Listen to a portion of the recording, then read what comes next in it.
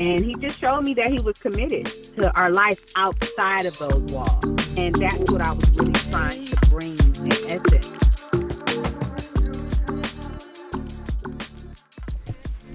Welcome to More Than an Inmate's Girlfriend. I'm your host, Jay, and this week's episode is one of those episodes that you're going to want to share with every female in your life.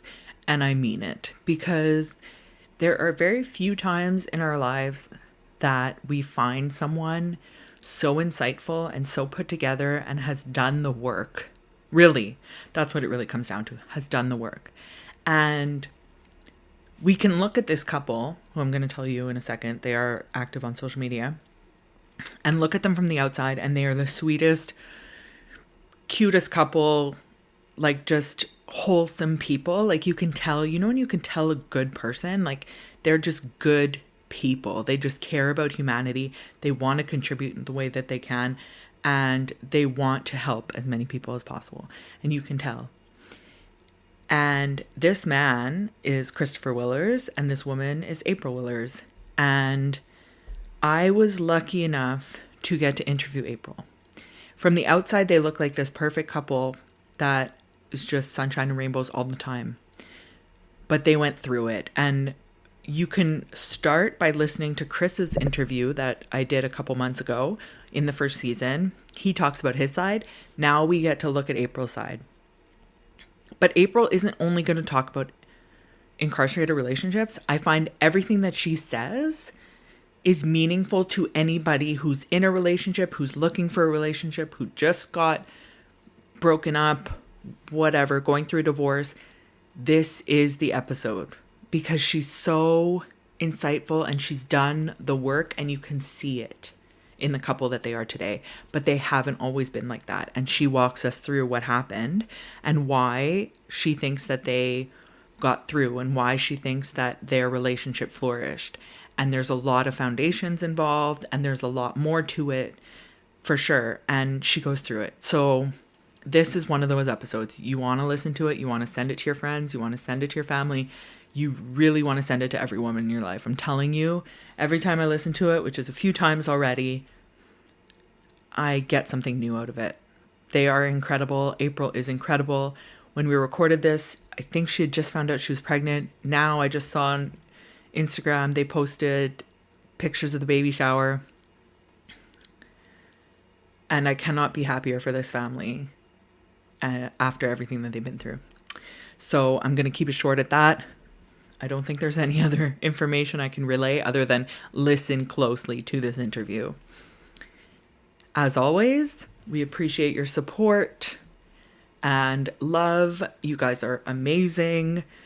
And if you can follow the show, please hit that follow button if you're enjoying it. Please hit up our socials and follow them.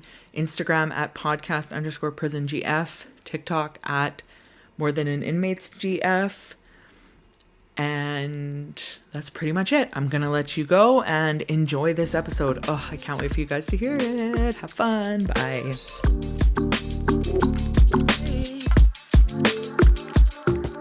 Thank you, April, for coming on today. Can you tell me, before you even met him, where were you at in your life, in your relationships? When I met Christopher, it was 2017. I was actually in the beginning stages of a home buying project. I downsized my home to move with my mom. I wanted to make sure she was able to be in a space, take care of her own bills, because I knew I was going to save for a house. So I was living on my mother's couch while I was saving for a home, getting my credit together, and just working. I was single, and the day I actually spoke to him on the phone, I was at work. I worked in hospitality, and I was in school at the time. Wow. So I was literally just focused on building a family. I didn't know for who. I just knew I wanted to live better. So that's where I was in life. So you weren't actively dating at the time or really looking? You were really focusing on more? Not at all. I was literally focused on myself, and that was the best space for me to be, honestly. I say he came out the blue. He literally came out the blue. And had you ever dated anyone incarcerated before? Okay, so that question is a yes and a no. Back When I was 19 years old, I got married, but he was actually locked up from the age I was 20 till 21 and a half, almost going on 22 when he came home. So it was the one period in my life that I was celibate. I was actually married, and I waited for somebody to come home from prison, and we were already married before he went to prison. And I just decided to rock it out. But when he got home, it did not work, and I was young, and I was like, look, I don't have to be stuck with you. And 23, I was divorced, and that was the end of that. But my father is actually currently incarcerated and has been incarcerated for most of my life. So I'm not new to incarceration at all. I've been visiting prisons ever since I was 5 years old. Wow. Okay. So this wasn't like a new journey for you at all. No, not at all. Chris told us about how your friend hooked you guys up. What was the story there? So I learned about Chris in 2016, a year before I actually spoke to him. So in 2016, a close friend of mine got married to a man while he was incarcerated. And she was scared to tell me. She didn't tell me until about 2 months after she was married. And she was like, I have to tell you something. I was like, okay, because I just been wondering, like, where you been at? You've been going to a lot of retreats and stuff, couples council, couples retreats. And she was like, I got married. And I was like, yay, congratulations. She was like, he's in prison. I was like, okay, yay, congratulations. And she was just like, you don't have no questions? You don't have no reservations? And I was like, nah, to each his own. It's probably a lot of young men in prison that are just as deserving. I've always felt that way and had that outlook. So once she did it, she told me about Chris because he was facilitating a lot of the groups that she was going inside the prisons doing. So I had heard about him, but not in that way. Okay. I just heard about him because he was working with her husband, and they were doing a lot of this work together on a nonprofit side. So I didn't have any plans. And actually, she brought it up once, and I was like, oh, no, I don't do pen pals. And that was the year before, and that was the end of that. I was not planning on talking to this man. And were you involved in nonprofit work? I was involved in nonprofit work, but I have been involved just with my own personal businesses for a long time. Born and raised in Detroit, I actually used to do music at a very young age. So I was used to having a management company at a young age, being an executive producer at a young age. So it wasn't necessarily the nonprofit side versus the business side. And my friends and family, they've always got information from me when it came to the business side of things because I've been so exposed to a lot of different things and a lot of different culture. It's very diverse in that way. People sought after me just for advice. And so with the nonprofit, I knew of some of the work he was doing. Once we initially spoke, it was literally because of business. He had wanted to pick my brain, and I didn't mind. Okay, so that day, that phone call, the fateful day that you guys finally met, what happened from your side? From my side, yes. First of all, he said, my name, Life. I said, what is the name your mother gave you? And that was the initial, and he was like, okay, my name is Chris. I'm like, Chris. He like Christopher. So I'm like, oh, okay, my name is April. That was that thing. It was a little banter back and forth. But then I was asking him questions like, okay, you single? How many kids you have? And I know he was like, okay, is this an interview? I'm supposed to be initially meeting you. But that's just how it was. I didn't mind a little banter back and forth. And I like being on the phone and spending that time. And I was just happy. From my understanding, in the background, I was literally talking to my homegirl. She was on three-way. She was talking to her man. And he was like, hey, yo, Life. So I heard that in the background. And I was like, okay, what is this? Not the setup. So that's what kind of initially made me jump out there. Okay, who are you? Basically, what do you want? And yeah, bye. I'll talk to you later. But before I got off the phone, I asked him, could I pray for him? And that's always been part of the foundation of my faith. Okay. Even though I joke a lot and I have fun and everything, my faith, that's always kept me grounded. So I just asked him, would it be okay to pray for him before the end of the call? And that was, the first of many. And did you feel anything after the call? Were you like, this guy's interesting? Yeah, to a degree, because I wasn't dating anybody. She was like, do you have a JPay set up? This is my friend calling me, and I hear her clicking keys in the background, and she was like, blah, blah, blah. And she's asking me all these questions. I'm like, what are you doing? I was like, first of all, I already have a JPay, so you don't have to worry about that. I have that because of my father. I was like, just give me his state information, and I'll go ahead and I'll send the email. So we did start sending emails back and forth. He was asking me questions about things. I was telling him how I would run different things. And eventually that led to a phone call. Yeah. And then it started from there. Did it go straight into a Yeah. relationship? No, not at all. So at first, there was something that happened with my niece, and I knew that I was going to be away, and I didn't want to abruptly stop the emails. I haven't been incarcerated myself, but I understand abrupt changes can change a person, and I didn't want him to feel like I wasn't a woman of my word. So I just told him, instead of emailing, I'm just going to give you my number, and you can call me because I don't know when I'm going to be back to a computer. I don't even know when I'm coming back to work. I have to take a leave of absence and handle some stuff with my family. So he was like, what's going on? So I just left the number, and he reached out to me. So that's how the phone conversation started. Once the phone conversation started and we started talking, I don't even think it was every day at first. I think it was more like every other day, then every day. And then he was like, I only deal with one female at a time. And I'm like, okay, you the only person that I'm really talking to, but I don't even see it as being that deep. But okay, if you want to know about exclusivity, that's a conversation we can have. And he was like, yeah, because I'm trying to build relationship. And I'm like, I'm not. I will be building a friendship with you first, sir. And we have to establish some boundaries. And I learned that straight away because as much as my husband has changed a whole lot, but when I first met him, a lot of his responses were fueled by the anger and rage inside of him, because when I met him, he did not know who he was. And when I say he didn't know who he was, my husband was adopted. So he didn't have the answer to things, or in his frustration, he would throw out, I'm adopted, so I wouldn't know. And I'd be like, okay. So I would pray about it, and I was like, Lord, first of all, this man is crazy. Secondly, if he doesn't know who he is, there's no way I can fill that void in his heart. Because if he doesn't know who he is and where he comes from, there's no way he's going to know where he's going. And I'm unsure about being with somebody that does not know who he is. So it started as a prayer. Fast forward, there was a phone call. Me and him were just joking. It was early in the morning because at this point, boundaries have been established and we are going to be the best of friends. Okay. So we were really building our friendship. And I was like, do you remember anything from your birth certificate or anything that your mom had shared with you about your birth parents? And so he gave me a last name. That search, literally from that phone call, I think that first phone call was probably 8:30 or 9 in the morning. That's when he used to call me before I went to work. By 9 o'clock that night, I had found his birth mother. Whoa. So it literally didn't even take me a whole 24 hours, and I was able to tell him by that morning call. So that was a big deal, and that's what kind of sparked our relationship being even closer than it was before, because a prayer had been answered. I felt like he could start healing, and that was another part of his journey that he did not know is undiscovered. And secondly, that void that I wanted to be filled, for him to know who he was, I felt like that could finally be filled for him as a man, and that was very important to me. So as we were taking these type of steps, it brought us closer together. It secured our bond, and that was one of the first things that we did together that brought us closer together. He was able to find his family history, and that was a big deal. I love how you talk about how he needed to heal before he could even get into something.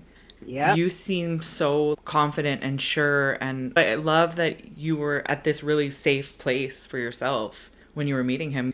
You stopped any kind of codependency or anything like that. You were like, no, I don't want to get into this. Yeah, because I was by myself at that time in my life. And I feel like as women, a lot of times we don't get that chance to really just be by yourself. Like when I moved in with my mother, I knew I was not going to have company. I knew I was not going out on dates. I knew I had a very strict financial schedule. So I had to be disciplined. I was trying to buy a home. So it was literally the perfect setup for him to enter my life. Yeah. While I was literally focused on something for the future, not knowing that he would be a part of that future. But at the same time, I knew that if it did not work out, I would still be okay. And I had to be secure in knowing that April was going to be okay, regardless if Chris was or not. Yeah. I was not sure if he was going to be the man that I was going to spend the rest of my life with. Like, for instance, when I found his parents, I knew that I was assigned to him for that. I knew he was a part of my assignment in life. Did I know if it was going to go any further than him finding his birth parents?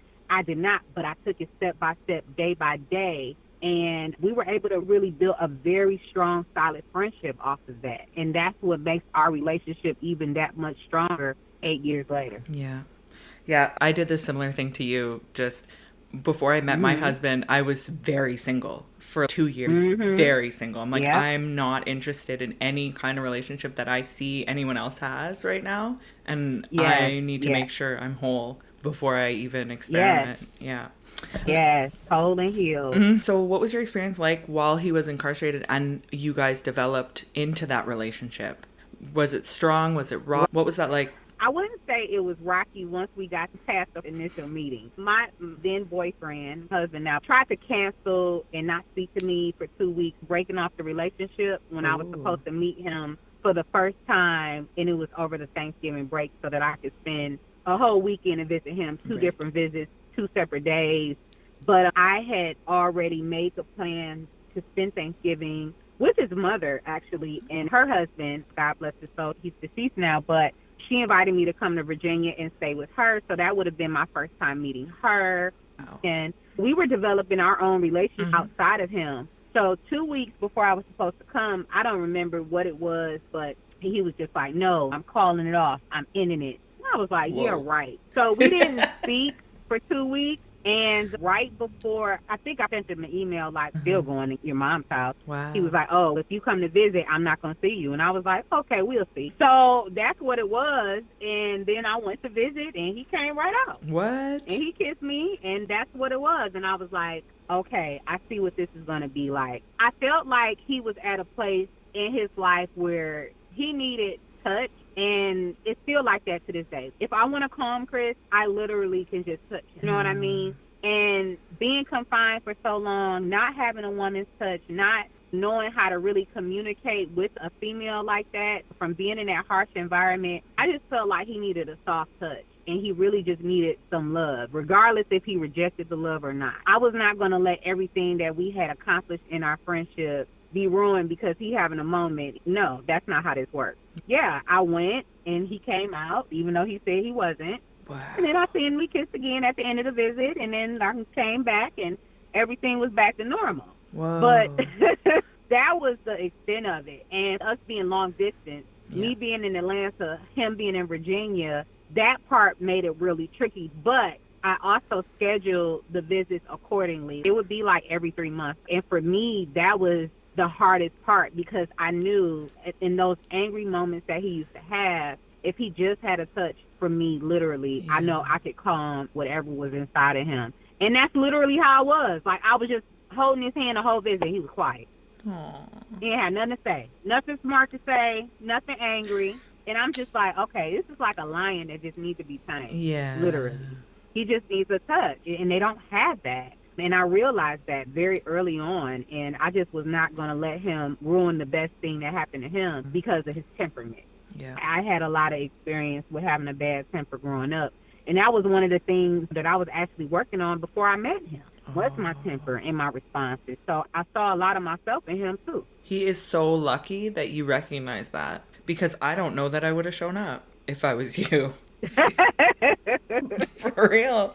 Man, my flight had been booked. Everything had already been paid for. No, I was still going to have dinner. And for me, I was just like, yeah, whatever. You're tripping. I'm not coming here. I didn't already did this. I didn't took that time off. Oh, you going to show up. So, and it happened. And then after that I didn't hear nothing else. Aww. Ever since. I haven't heard nothing. He have not wanted to leave my side ever since, literally. Because I showed up. Yeah. So sometimes it's like that. Sometimes it's give and take. Huge. How did your family and friends react to this? Oh, once I told my mom about him initially and she gave me a negative response, I decided I didn't want to tell anybody in my family, and a very handful of friends. She responded, how did your father got less time for unaliving somebody? So how did he get all this time just for allegedly being a getaway driver? Yeah. So she couldn't understand that. I could understand it because it's a state-to-state type of thing. But with that response, I was just like, oh, no. But I understood it at the same time. I respected it. I've been in this situation going to visit my father since I was 5. Then at 19, I went through it again with somebody getting married young. So for me, I think at that age, I was like 36. And she was just like, listen, you single and you about to buy a house and you doing what? Girl, you crazy. So I understood it. That's my mom. But I still felt, again, it was my assignment. But after I got that initial reaction from her, I kept it to myself. It was something that I did in secret. I definitely tried to do it in secret. Yeah. But of course, when you're getting a collect call and you got to go through all the prompts and you got to step away for a second in order to hear a voice, people are looking at you like, oh, you talking to your man? Why you got to do all that? You know what I mean? You can put two to two together. I tried to keep it under wraps as much as I could, but it wasn't like I would deny him. I would never deny him. And then those that were closest to me knew about him the whole time. Yeah. The whole time. Yeah, I'm in the same boat right now, actually. I'm a manager, so whenever an employee's in and then he calls and you have to wait, right, till you can press 5, and I'm like answering the phone and then pausing, and they're like, what are you doing? Right, and then you're trying to fumble around. Lower the volume. It was the same thing for me. I was a night auditor. And I'm switching shifts, and he's calling, and I'm trying to hurry up and log in early, and my phone ringing, you got to get that phone, and it was, it was a time. Part of the reason why me and AJ started this was because we felt lonely, because we weren't really sharing it a lot of our experiences with our loved ones, because we got a lot of negative just like you got from your family. Did you feel lonely? Yeah, I felt lonely because I knew that I was going into a space where it was just unknown territory. But there were so many great things that were happening along the way that I just knew that it was something that I should be doing. Right. Because my relationship with Chris was not taking away from me in any type of way. The only thing that I did was put money on the phone. The very first time I put money on his book, he said, don't do that again. And we established very strict boundaries. He said, April, if you want to help me with a secure pack quarterly, he was like, I got a couple of things that you can get on that quarterly if you just want to bless me. But outside of that, I don't want you sending me any money. And he was like, you put money on the phone, and that was fine. And even with that, we had a very strict schedule of when we could call and when not to call. I felt like accommodated in that way because knowing that I was the person who was going to have to do that with the finances. And he knew I was trying to purchase a home. Right. And I told him, I can't explain this on the bank statement. I'm literally trying to buy my first home. Yeah. So he understood that. He worked with me. And for me, for him to be a man and tell me, hey, don't put no money on my book. Yeah. I was like, whoa, I was just trying to help. He was like, no, I'm a man. I'll get a job. I'll take care of myself. I got a job. Yeah. Even if he was making 32 cents an hour, even if he was making 27 cents an hour. And that's what we encouraged as he was stepping down. That's one of those things where I'm just so happy that we communicated everything at that time. And it did not take away from me in that way. Yeah. The loneliness as far as being in different states, that was something because we were so unsure.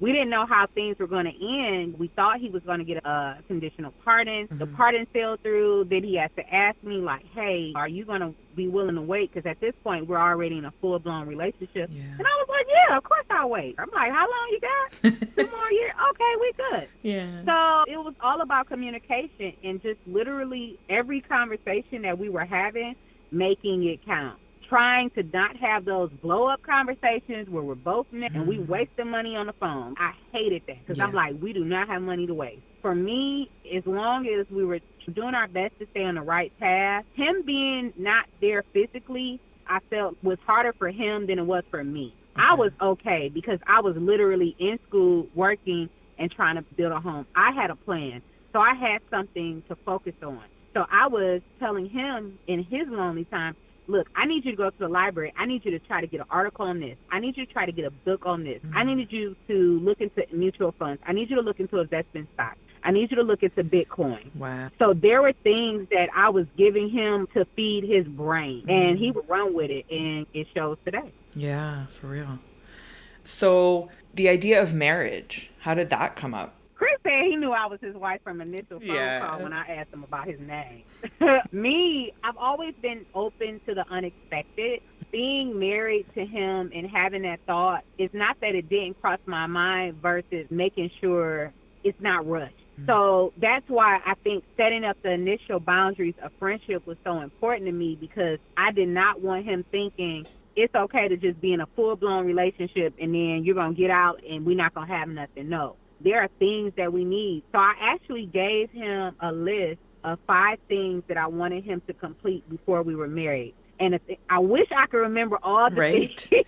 I know the last thing on the list is that we had counseling. Okay. And we completed the counseling part together right before we got married from our officiator. That was something, and I think he had me ask the officiator if we could have a couple of minutes for them because he brought his wife and they counseled us, even if it was just 5 minutes. So they did that. And that was the completion of that list. But yeah, I asked him to ask my father's hand in marriage, asked his mom and my father, and my father was incarcerated. So that happened. There were some classes. He went and got his barber's license. So I had wanted him to complete a trade to show me how serious, and he completed his barber's license for me, and that was a big deal because even though he had no interest in barbering, he knew that I was in the cosmetology field and eventually wanted a school. And he said, I'll get you a school. And I was like, I need you to get that license, especially if you can get it behind bars for free. You know, I was like, you need to get that. So as soon as he told me about it, he was in the inaugural class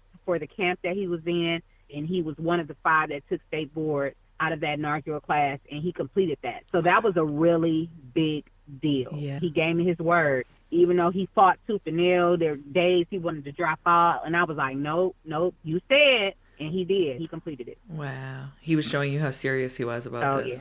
Yep, he was committed. He was committed, and that's the kind of things we did. I wanted to see that he was committed. He made the commitment to learn about the financial literacy portion of our lives. Although I knew that I was probably more versed in it, I wanted him to take time to learn some of the things that I did not know. And that's why I mentioned like the cryptocurrency and just different outlets that I wanted him to be more familiar with. And he did his research and kind of did his homework. And we would come back, compare notes. And he just showed me that he was committed to our life outside of those walls.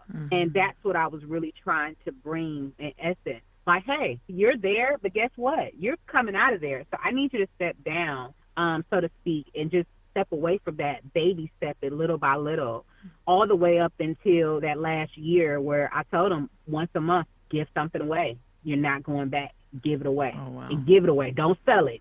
Give it away. Give it away. So there were certain principles and morals and standards that I just wanted to make sure we were on one accord. So when he did ask me to be his wife, yeah, I said, of course. Yeah, I didn't care. And I was happy to be his wife. And I'm glad we had to do it that way because that was the only way for him to get to Georgia. And we didn't know that. Yeah. And he said that he would rather start a new life in Georgia because of the charges and everything were in the state of Virginia. So it would be a fresh start for him. I ended up buying that house. Wow. Eventually. I was in the house for about 6 or 7 months before he actually came home, but I was making that house a home. So he had been through everything with me, from the first home that I thought I was going to get to not getting, and him learning all about the financial part of that. So every setback that I was going through, he was experiencing that with me. When I was going for inspections, when I was doing walkthroughs, I was on the phone with him telling him this room looks like this and the front of the home looks like this. And so I was making sure he was very involved in my day-to-day. Yeah. I wasn't shunning him from anything. I wanted him to know there is life outside of those walls. Yeah. And I tried to remove those barricades, the walls, as much as I could in conversation with him outside of that. Wow. As a woman, I have certain feelings about my wedding in the prison visitation room. Did you have any feelings about getting married inside while he was still incarcerated? You know what? I don't think it was so much about inside as far as the experience. Getting married to him behind bars didn't bother me as much as the experience of actually going through. And when I say that, it's for certain things. The dress that I wore, I had a short sleeve crop top to cover the shoulders of the dress, and it was a little too short. They almost did not let me come in.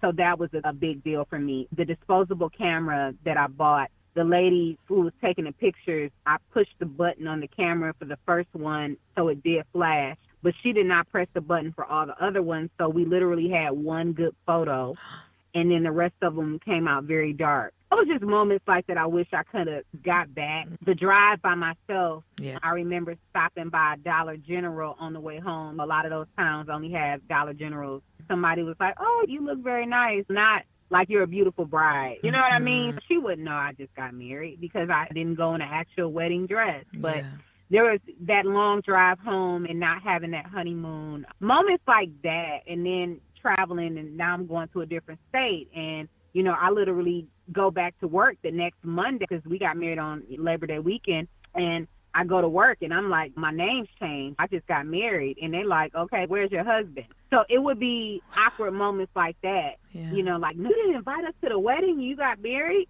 And I'm like, no, I got married out of state. You know what I mean? Yeah. So it's different things I couldn't answer. And at that time, I had become a teacher. So I got a gang of students, and my students, they're excited. They're like, oh, my God, your name is what? Where your man? It's not like my man has ever come to work. It's not like anybody has ever seen him. He's never picked me up. We've never gone out on lunch. So there's just certain key components that make it awkward for people to, like, really believe you, like, especially when you're out of state, too. Yeah. So it was those type of moments surrounding the details of, oh, you're married. Of course, I had to face my biggest challenge, my mom, and saying, yeah, I'm going to marry him. And, yeah, I'll be back. You know what I mean? But I didn't care. Yeah. I was going to do it regardless. I followed my heart. I followed my spirit. I felt like we had an excellent foundation. I had been building Chris's credit while he was there on the inside. So there was different key components. He was in the Air Force. That was a plus for us. So I feel like I already had certain benefits of being his wife without him even physically being there. I knew that it was beneficial and that it would pay off in the long run.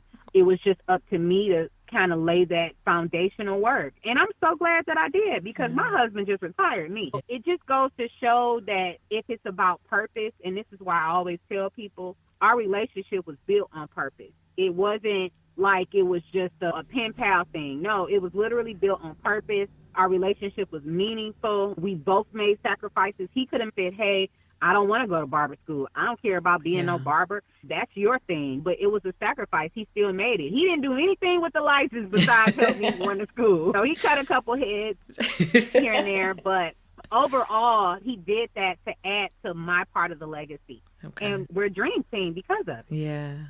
I just want to confirm, and I feel like I already know the answer, but was there any hesitation to you marrying him? No. Yeah. None. Okay.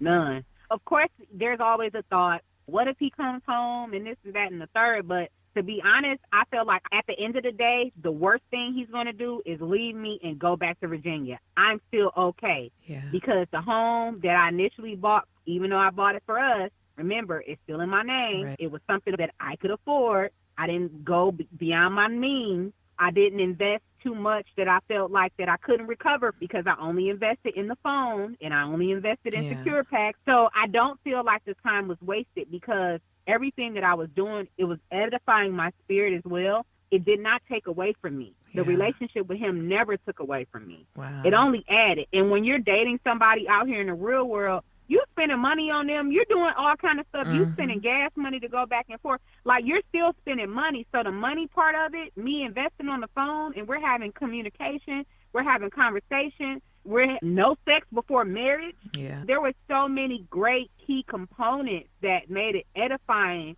that the scary thoughts didn't mean anything. If it all failed, he would go back to Virginia and I would still be in Georgia. So I didn't feel like that. It was like, as much as you wanted the relationship to work and you thought it was going to work, you were still smart about it. You were still smart about your decision. I tried my best to cross all my T's and dot my I's, because we talked about that. If it weren't going to work, we both didn't have any children, and we would walk away. Chris even still had a barber's license, for God's sake, if he just wanted to go back to VA, and if he had to stay with his mom. His mom was still there at the time. So we were both still good either way if it weren't to work out. So, yeah, and it was a mutual decision. So I think we were both smart about it in that way. Yeah.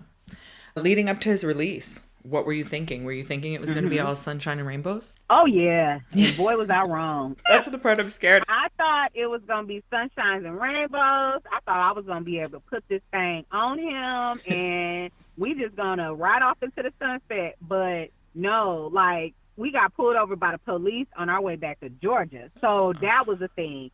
Chris had to learn how to drive. That was a thing. Him wanting to just get out and have a job immediately, even though he did. I think we were home on a Thursday. He had an interview on Monday. He started working the next Tuesday. So things were so lined up for Chris that we were able to get down here and really go. But at the same time, that adjustment period, that first 2 years, I would tell anybody it's not for the faint at heart, because he had a lot of readjustment issues. He was going to therapy. We found out he was bipolar. We found out he had PTSD. It was a lot. Then he got to meet his biological mom. So there were some things there in the bloodline that we didn't know about. Right. So it was a whole new learning experience. Yeah. He came home to a home for mortgage. Right. And he came home with over $1,000. As soon as we got back, the electrical panel, something was wrong with it. And the first bill was like $800 gone out of his $1,000. Oh. So he was really like, oh my God, I got to get to work ASAP. So, he was so anxious to live life and do everything and to help everybody and make himself available. He burnt himself out so quick. And then the pandemic happened. We went from riding the wave. Literally, he got out January 13, 2020. We was on lockdown by March. So it was a lot going on in those first initial weeks where we didn't know if we was even going to live. There was just a lot going on. My gosh. Then he had just got a job with benefits. He got laid off after being there for 1 week. So he was so crushed, so disappointed. It's the middle of the pandemic. They're talking about essential jobs. He like, I'm no essential worker. I get laid off. I'm good. I got employment benefits. Right. So I'm a stay-at-home wife. But he's going crazy. But I'm happy that I was able to be there for him because I didn't have to work. So I could literally be more hands-on with him. And like I said, that touch is so relevant. Being able to have that love and that support system with you as soon as you need it. Still being able to answer that phone on the drop of a dime. Things like cars, his tire would blow out, I remember, on the freeway. He was going ballistic. And I was like, babe, these things happen. There are going to be everyday things that occur that are out of your control. He did not understand that. And I'm like, yes, you have to be able to bounce back without being angry. Yeah. That was a whole adjustment period within itself. Things going wrong, not being able to use the internet, scamming. He was getting scammed on his phone. When you first turn on a new phone line, you got scammers calling. He don't know what's a scam and what's not. So then I have to monitor 2 phones. I got to monitor the calls that he's making to me, and I got to monitor his phone and make sure he's not getting scammed just because he's trying to get a job. Yeah, it was a heck of an adjustment period plus COVID. Leading up to him getting out, did he start changing? Oh, yes. Whew, that last year was hell. His anxiety was up so high, and that's why I would give him tasks. Chris is a list guy, and once I learned that about him, I would keep him busy. If I could keep his mind occupied, for the most part, he would be pretty settled. So I had to keep him with things to do because he was so anxious. His mind was going everywhere because of the release. So that's why I said, hey, babe, once we got down to a year, we're going to talk one time in the morning, one time at night. That's it. If you just have to call me in between because he's emergency, just send me an email. Let me know. So we tried to stick to that, and that's what we stuck to. But again, giving him the task, hey, give away one thing. Start thinking about the website that you want to work on. We had worked on a T-shirt business for, I think, 2 years before he started coming home. So I was like, what do you want that website to turn into? What are some of the things that you think that you want to do on the side? What are some of the things, where are some of the places that you feel like you would want to go? So I just had him thinking more of what are you going to do as soon as you get home? What are you going to do day one? What do you want to eat? These are real questions that we need answers to. You're going to go to the DMV, so you're going to have your license. When are you going to learn how to drive? So these are the type of questions that we were trying to build around and really trying to come up with a solid plan. The actual day of his release, do you remember it? Of course. I didn't sleep the night before. I couldn't sleep. His cousin was the driver. His mom came. His uncle came. Man, I felt really out of place that day, I'm going to be honest, because it was the whole family. And, like, I was sitting in the back seat. I couldn't even sit next to my husband. But that was only in respect for his mom. Okay. And, of course, at this point, I'm his wife, just married the man in the visitation room. I want to sit next to my husband. I want to be on top of my husband. So we didn't even get any alone time into that night. I had already had a room reserved for us, even though we were around family. But it was an anticipation. You know, hey, I'm about to get a real honeymoon. Hey, my husband's coming home. I had to be very patient that first day. And that was something that I had not anticipated. And then, on top of no sleep, I was just like, when is it just going to be my time? And I was trying not to be aggy because I was still happy. But at the same time, it was just like, I just can't wait till we get to Georgia. But I knew he needed that time with his mom. I didn't want to be selfish, but in my heart, I still felt, man, I'm his wife. But I became his wife soon enough.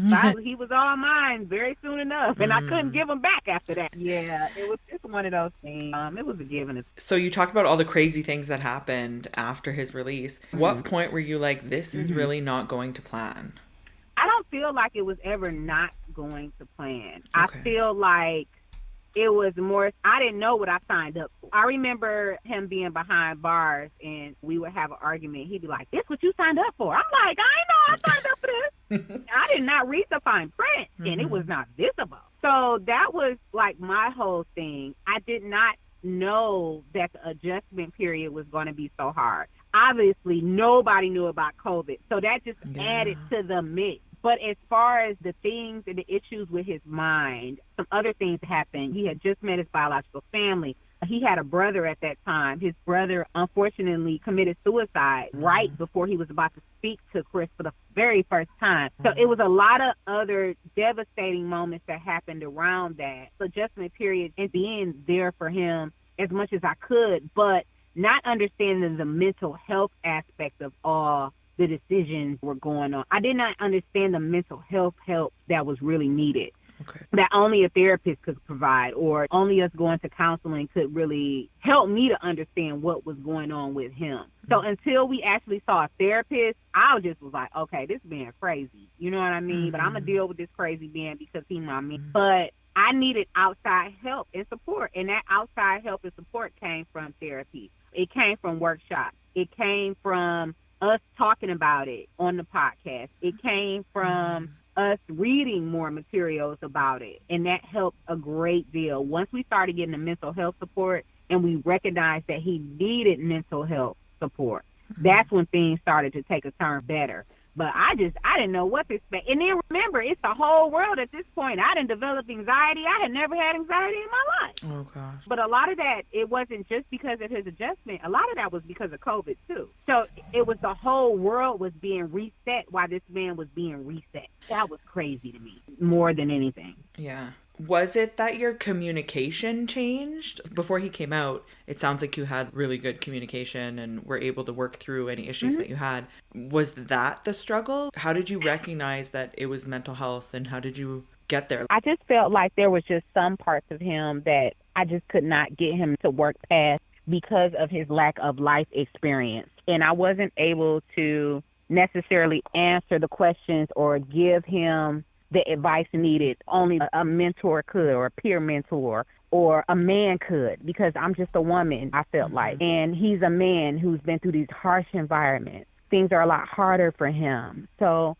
I just felt like it was going to take more than just me in order to make something like that happen. But once I was exhausted, I feel like as far as anything that I could provide, that's when it was time. Going to church and things like that, we do faith-based things, but at the same time, going outside that wheelhouse, going to counseling, going to couples counseling, that's when we were like, okay, wait a minute, let's do individual counseling and let's do couples. So me going to individual counseling, that answered some things that I needed as far as myself and how I could be a better support system. But with him going to individual, it identified exactly what was wrong with him. So taking those steps when things did get worse, I felt was able to turn the situation around for the better, because it led us straight to counseling. Leading us to counseling was like, oh, that's what it is. Let's identify the source. Let's see what we can do. Okay, now we know how to go about it. Now we know how to treat it. Now we know what's going on. Before you got to that counseling, as his wife, did you feel like you were failing? Did you feel that it was on you? Yeah, I felt like, how come he just doesn't understand? I felt like what I was in, a teacher, even though he's not my student, I just felt like I can get through to almost anybody, but sometimes I felt like I just couldn't get through to him. And not being able to get through to him, I felt like I was feeling like maybe it's something I'm saying wrong, or maybe I'm not doing it the right way, but it wasn't any of that. You know what I mean? He just interprets things differently. He's a different person. So I had to not put that type of pressure on myself. I had to learn how to get support outside the box. Hey, April, it's not you. You know what I mean? Even though he would say that, it's not. I just felt like I should be able to be the Band-Aid to just go right over whatever it was. Yeah. I'm his wife. I'm supposed to be the person that fixes it. Yeah. But I think that also comes from some of the trauma that I had been through. Remember, I come from a background that's pretty rough too. Right. I come from a background where father's in prison too. So it's just different realities all coming together. And I'm like, look, at this age, we should not be going through this. But yes, because mentally he was still in a different space. I asked Chris one time, I was like, what age do you feel? Like, give me an age. He was like 26. Sometimes I still feel like I'm in my 20s. But when I first came home, I did feel like I was 19. This is like 2 years into it or a year and a half into it. Wow. And I'm like, I should have asked this day one. It was because of the lack of life experience. Yeah. Did you ever think I made a mistake? I never thought I made a mistake, but I thought, is he going to be strong enough to get through this with me? Is he going to be able to survive and get past his mental thoughts when he's thinking negatively? I think that was more of the thought. Will we be able to get through this together because of where he is and where I am as far as our development? Because like I said, he got locked up 19. Yeah. We came out. We're in two different phases in life. My life experience, is he going to just want to say, you know what, forget this. I give up. This is too much. I got bills. I got this. I can just go back and live on Easy Street and I can go back to 26 per se, even though I know he's 36. Yeah. So I had that in my mind. Oh my gosh, what if he gives up on us? Okay. I never thought it would be me, but I did have the thought like, what if this is too hard for him? Right. What if he decides this is too much responsibility? I haven't had a chance to live. Yeah. And for me, I would be ready to accept that if that was his choice. I was willing to take that as a consequence. Okay. I love therapy. I think it's great. I think everybody, regardless of, should touch into it at some point just to double check. Absolutely. How did you guys get to that point? Did you have a history of knowing people went to therapy, or did you go to therapy? Like, we need to go to therapy. Like, this is the answer.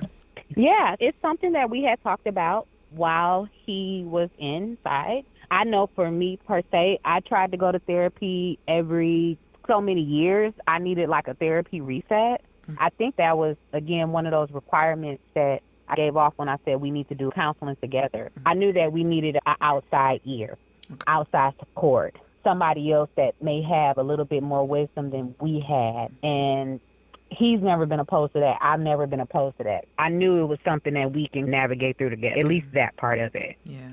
Other than the counseling, did you have any support systems in place, or did you have people that you were talking to while you were going through this? Yeah.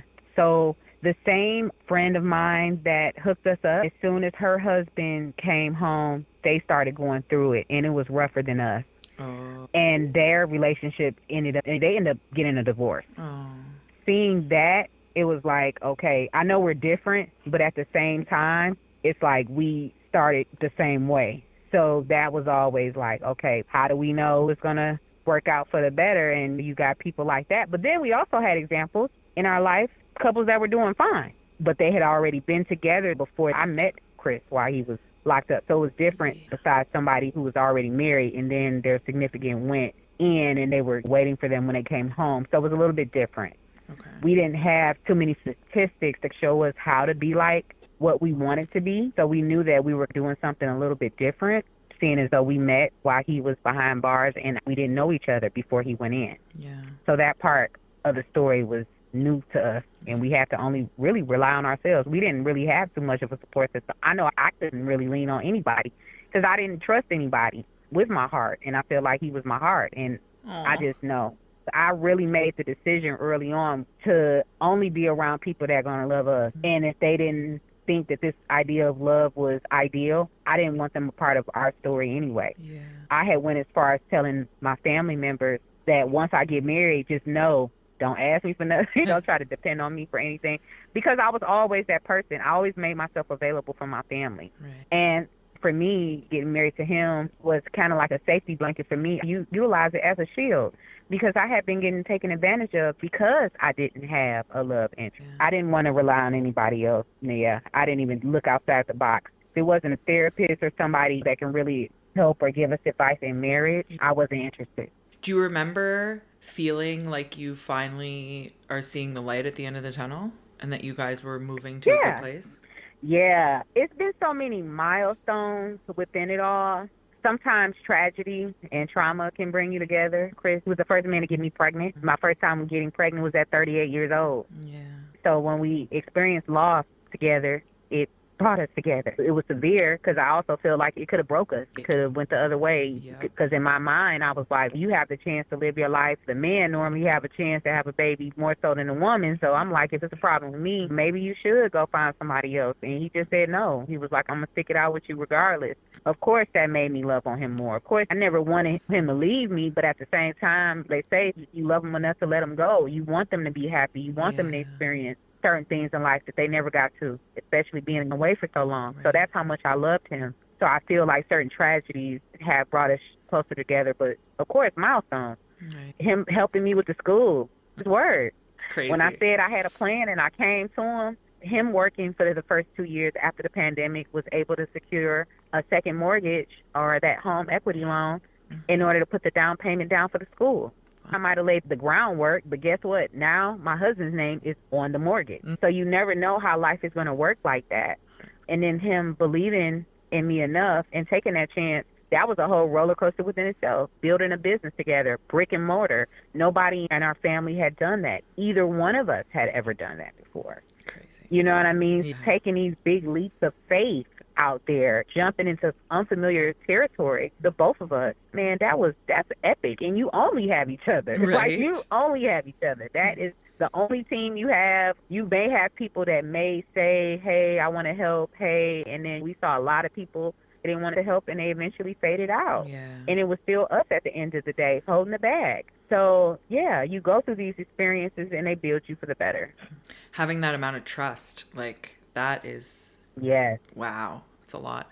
Yeah. I'm a huge believer of everything happens for a reason and we're on this journey on purpose and we have to go through these things. But is there anything that you wish you would have done differently? No, not at all. Not one thing. I'm going to be honest. Not one thing. I just don't feel like it would have made me into the person that I am today. Yeah. I don't feel like I would be able to accept some of the challenges that come my way if we hadn't been through certain things in our life. I'm just extremely grateful for the journey as a whole. I actually was talking about this the other day. It's the journey. The journey is what makes you. We got stories for days for our kids. Yeah. We've been through a lot, and our family is stronger as a result of it. Fast forward, I got my wedding. We had a 5-year renewal. We've been able to accomplish a lot together, and once you're able to get past certain things and you hit these milestones, and it was nobody but y'all and God, it's just y'all just locked in, and you never had somebody to have your back like that, that it just all was just purposeful. And that has been the whole journey. It's all been purposeful. It's all been built on purpose. All the people that we've helped, the hundreds, the thousands of people at this point that we've been able to help just because we made the decision to stay together, because we made the decision to lock in and learn from one another, because we made the decision to be humble and take chances and take these risks. We've risked everything, but we've been through a whole hell of a lot. But the blessings have still been so abundant that it doesn't even matter what hell you've been through as a result of it, because we were obedient to each other, meaning we sacrificed and we didn't give up on each other, and we chose each other every day. And the benefits of that is just amazing. And we're still living through those benefits even now, still in the midst of things, still going through things, and we have a big blessing on the way because of it. So I'm just grateful to be able to experience all of it, and I wouldn't trade nothing. Not a day, not a dollar, nothing, because it's a part of the journey. Yeah. You're making me emotional listening to you. I'm like, oh, man. Is there any advice? I know you've already... Me too. Yeah. You've given so much advice in this whole interview process, but is there any other kind of advice that you would give women or men whose loved ones are coming out soon? Yeah, you have to have patience. That's the first thing. Number one, you got to have patience. You got to have patience for that loved one, especially for the one that is coming home. It is going to be a learning experience. And depending upon how long they have been incarcerated, the more work that may have to be done. If they've been gone for an extended period of time, technology is a big factor. There may be a learning curve. Can they read and write? Really getting down to the basics, really utilizing that time while they're maybe still away, using that time on the phone as a means of communication and actually utilizing it for communication purposes to learn one another, to find out what is going to make the other person tick and what's not. getting through those hard moments. If you can get through those hard moments over the phone, I feel like it should be easier when you come out.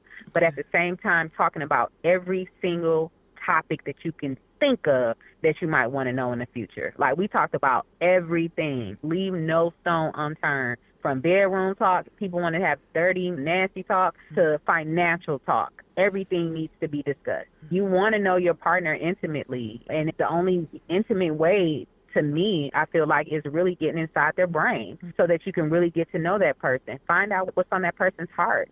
What makes that person angry? What makes that person happy? These are all the things that need to be talked about. You can only learn so much about a person with that means of communication, but it's also a really great teaching tool.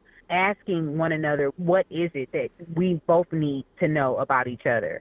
Really making the most of that time. Because once they get home, you're going to really find it out. Really going to know. And the last thing I would say is just making sure that it all aligns with purpose. In the beginning of our relationship, everything was built on friendship. And that was something that I really stressed. I wanted to marry my best friend. I wanted to be with my best friend. I wanted Chris to be my best friend. If I knew that Chris could be my best friend, then I knew that he could be a perfect husband for me. If he hadn't became my best friend, then, yeah, there would probably be no marriage. I also knew that he was a part of my life because he was, I feel like, assigned to me in that way. There were milestones within his times of incarceration. Like I said, the family aspect of it, finding out who he was as a person, where he came from. Those things I felt were important to him. He might have not said it, but I felt it in my heart that it was a place in his heart that needed to be filled. So knowing your partner in that way and trying to identify things that they might not even see within themselves, that's a huge part of it. Knowing the person's dreams, what do they want to accomplish, opening up that part of their mind, because there's a whole world out there. Challenging one another for the better. You got to challenge each other. He was able to challenge me on some things. I got my book finished that I had been working on for 10 years. I got it done in 2 weeks once he kept challenging me on it. It was a goal set, but it didn't get accomplished until he kept challenging me on it. You said you were an author. Where that book at? So there were moments in our lives where it was like, okay, I got to put up or shut up. Right. And your partner, when they love you, they're not scared to challenge you in those ways to make you a better person and a better human. And when those two purposes line up together, then you know that's your one. After everything you've been through with this relationship, do you believe that these relationships can work? Man, heck yeah, they can work. They can work, they can work, they can work. It's hard work, but they can work. I've seen other success stories. It's not just us. Yes, we may be rare, but I've seen other people do it. There's a couple that we look up to, the Williams, and they're beautiful. Wife is beautiful. Husband is making it. They're doing it. Husband active in the community. Wife still the same, has his back. I've seen it, but I've also seen people that I feel may have given up on themselves and then eventually gave up on their relationship or just had other agendas, really weren't ready or prepared. But I feel like if the people are prepared to do the work and you choose each other, it can definitely work. It doesn't have anything to do with the incarceration part. There are plenty of people who are walking around broken and unhealed, and they haven't been incarcerated, but they still incarcerated in their mind. So it has nothing to do with that. But I would say, I feel like on my end, having a husband that doesn't have children, I don't have to worry about baby mamas. Us being able to say we have children by the same person is a big deal for me. You know what I mean? Knowing the person's deal breakers, what's acceptable, what's not. For me, it was like we both got a clean slate. We both got a chance to rebuild and essentially be reborn and doing it together. So having that right team member, being aligned with the same purpose, able to live life with the same purpose in mind. And that's the key, with the same purpose in mind. And I can't say that enough. You're going to be successful. You just have to be able to make that decision every day to choose each other every day and just be wise about it, because you're going to go through stuff. The stuff going to happen. It's just going to happen. That's what it is.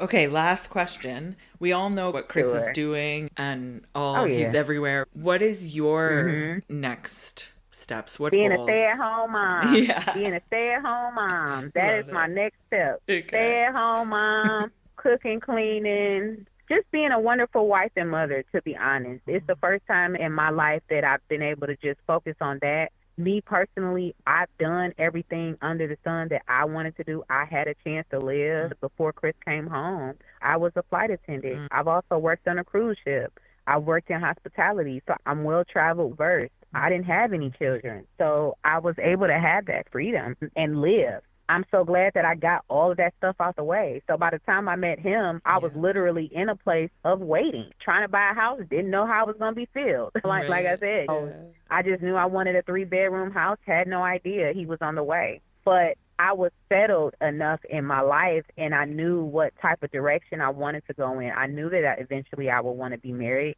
I knew eventually I would want a husband and children. Everything is still aligning with the purpose and the dreams that I had, and it's still coming true because I have somebody to do it with me together because our purposes align. It's all about the people that we help, the things that we do on a regular basis, and just the ability to help change lives in a positive way every day. That's our goal. That's our mission. That initial conversation was about nonprofit work. So it was still about helping people. We're still helping people. I just want to be able to help him, keep him going so we can continue to help the rest of the world. As long as we're doing that and we're doing it in a positive way, that's what makes life living for me.